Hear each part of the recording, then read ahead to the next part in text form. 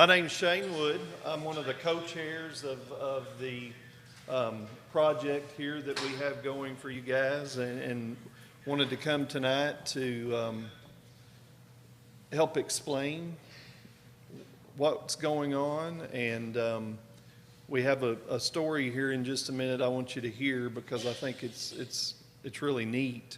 It's a neat story. And want to welcome Dr. Hester. He's with us tonight, and he'll be speaking and going through all of the different plans with you. And Miss Karen Beller and Courtney will also be speaking tonight also, and helping us with that. But thank you for coming. Thank you for taking time to listen to what we have tonight. And hopefully you leave here with a totally different understanding, and have all of your questions answered. And if you don't, we're going to stay till the end, and we will be here to help answer those questions if you have some. So I know a lot of you out here, and I know a lot of you are old pioneers, some newer pioneers out there. So hopefully it'll be a good meeting tonight. But I'm going to have Brandy Rounds come up and just tell you a little bit about what happened with our little deal that we had. So most of you know me. I'm Brandy Rounds, and I have a big mouth. That's pretty much why they brought me up here. I had gotten an email about that had all the plans on it, and I was just absolutely mortified. I looked at Plan A and Plan B. I couldn't even look at Plan C. And so, of course, I posted it on Facebook. I like to get feedback from my people. And then Shane reached out to me, and he said, let me talk to you. Let me explain what is going on. And I was dead set, I was like, okay, whatever. I'm not paying any more taxes. I just built a new house. I don't need to pay any more taxes. So I let him give me his spiel, and the more that he talked, the more that it got me excited about what they are trying to do. I'm a pioneer. My son was a pioneer. My mom was a pioneer. And it's not just about the tradition. It's about what needs to be done for our school system. Some of the things that are being proposed are much needed. Other things are going to put us where we need to be as a 5A school. I'm so thankful that these guys are reaching out to us before even putting it out there, so that we can help them figure out exactly what we want done. That is a huge deal for this community. I don't think that's ever been done before, and we appreciate it greatly. So let's keep an open mind and listen to what they have to say.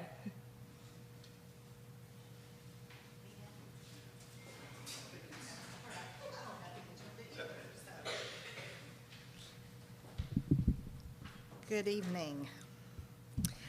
I'm also up here because I like to talk, or have a big mouth, however you want to say it. I want to tell you a little bit about why we are where we are, why we need to be presenting such big plans. And I'm going to go back to about 1986. I was not 5 years old, believe it or not.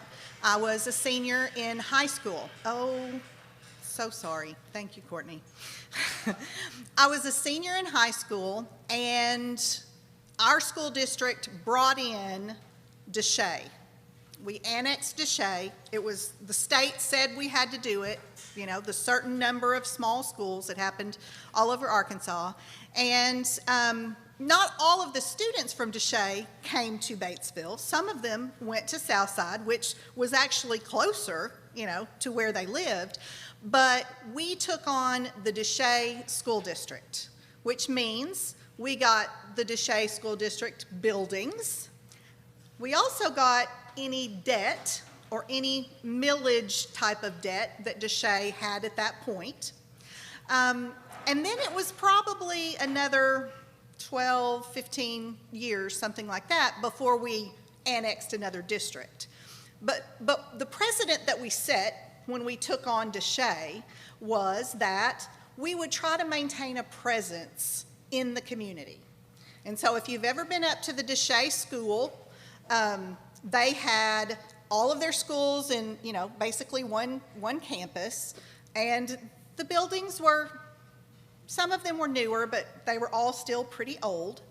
And our district found ways to continue to use that Deshay building, in my opinion, probably a lot longer than we should have.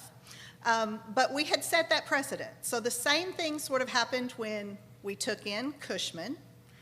They had a building out there that we then took on along with their debt, and we tried to keep a presence in that community. Similar thing happened when we took on Sulphur Rock.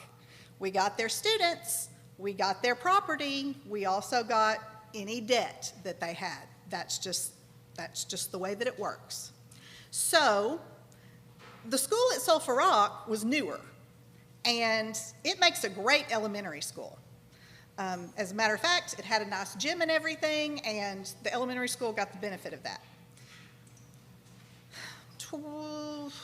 16 or 17 years ago, the school board said, and the reason I know this is because at the time my mother was on the school board, and that's why I know so much about it. It was time for all of our elementary schools to have improvements. And they came up with a plan that would put the elementary schools, which at that time, there were 4, on one campus, which is something that many, many schools in Arkansas do. And there were lots of reasons for it, not the least of which was it would be new buildings, so all of our students would have the benefit of the new technology, of the new safety. We would have the benefit of downsizing, the properties that we had everywhere. So we would have, less kitchens